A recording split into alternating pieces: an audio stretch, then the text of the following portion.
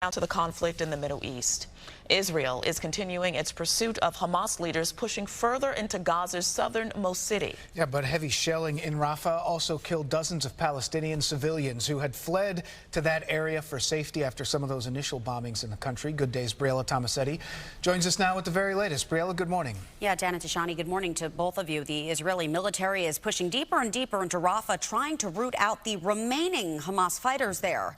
Around the world, though, criticism of Israel's operation is growing louder, and in the U.S., support for the Jewish state continues to weaken. But the Biden administration made it clear that it will not curtail any support for Israel after 2 deadly airstrikes. More heartbreaking videos emerging from Gaza. A group of displaced Palestinians can be seen grieving next to bodies draped in white sheets after devastating Israeli shelling and airstrikes killed at least 37 people at a refugee camp near the southern city of Rafah on Tuesday.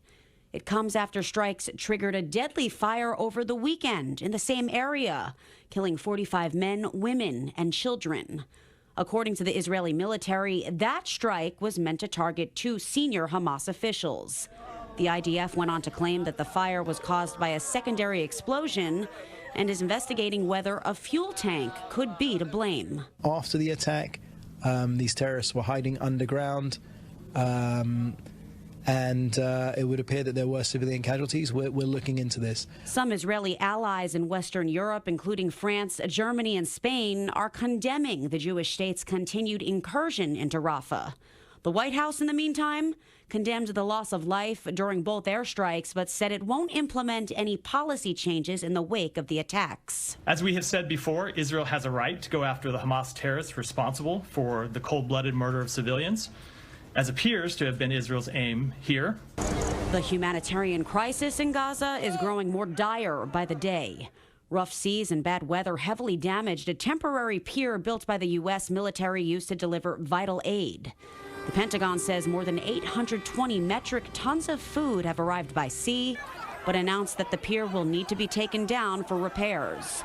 Work could take over a week to complete, with many Palestinians on the brink of starvation. The Trident Pier will be removed from its anchored position on the coast and towed back to Ashdod, where U.S. Central Command will conduct repairs.